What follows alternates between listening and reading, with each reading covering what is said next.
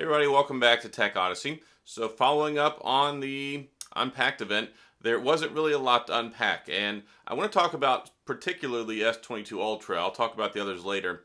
But with this video and with the Unpacked event, there basically wasn't anything to unpack. And I of course will blame this on the rumors and the leaks, which of course are very, very accurate nowadays, but it's frustrating whenever it comes around to these launches because they're not as exciting as they used to be, but that's not just because of the leaks and rumors. The event is just not exciting.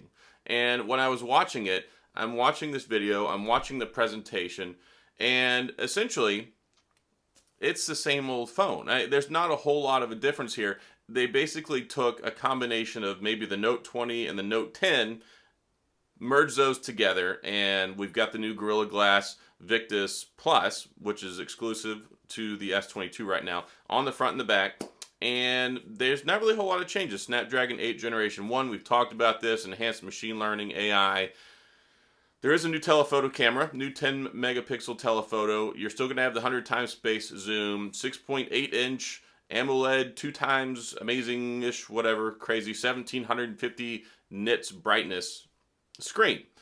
Quad HD Plus, 120 hertz refresh rate. It's a LTPO. It throttles all the way down to 1 hertz, which means it's basically a still image when you're looking at photos. So it's supposed to save on battery, 5,000 milliamp battery, 8 gigs of RAM. And I was really kind of worried about this. Of course, we've talked about it. If you're not using the RAM, it doesn't matter. But this phone, I think, is a big step back instead of a step forward.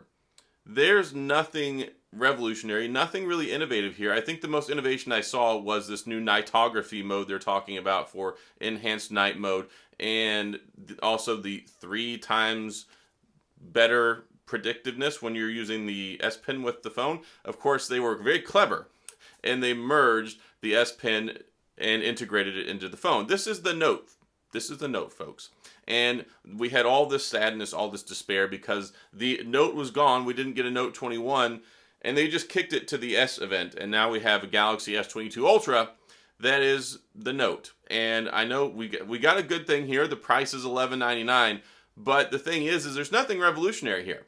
And we saw bigger price drops on the Z Flip 3 and on the Z Fold 3 than we saw with this, and Samsung is taking another page out of their playbook. It's giving you the same hardware and dumbing down the features and then charging the same amount of money or a little bit less. So we're looking at $11.99 for the Ultra. It's going to go up from there, $12.99, $13.99. You get more storage. The 2 higher models, so still base model 128. I'm not happy about that because they removed the SD card. The last Note had an SD card.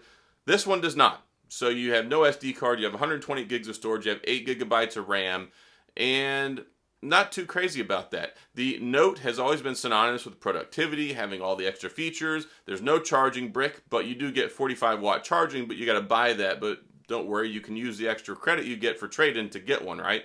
So the whole policy, the way they've done this with the strategy, and also it irks me that they launch all these videos. I'm sitting there trying to watch the Unpacked event, and by the time I even get into that, there's already an MKBHD video. Everybody else has already dropped all their videos because they have the embargo drop date. Like, do they not want people to watch the Samsung event?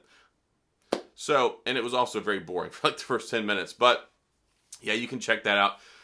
The phone itself, look, it's going to be a good phone. I've tried to maintain that message the entire time. Yes, we've got the Snapdragon 8 Generation 1, which is only marginally improved over the 888 from last year. It's a 4-nanometer processor, so they shaved it down a little bit. That should give you better power efficiency with more power, and that's a great thing. And with great power comes great responsibility, but the responsibility here, I thought, would maybe be to push some more innovation and not just, okay, we have a little bit more refined camera features with the same cameras. Like, we've got the same primary camera, the same ultra wide, and there's not a whole lot of revolution there. We still got the 8K video, which we've had that since the S20, so we're going on 2 years. No real innovation there.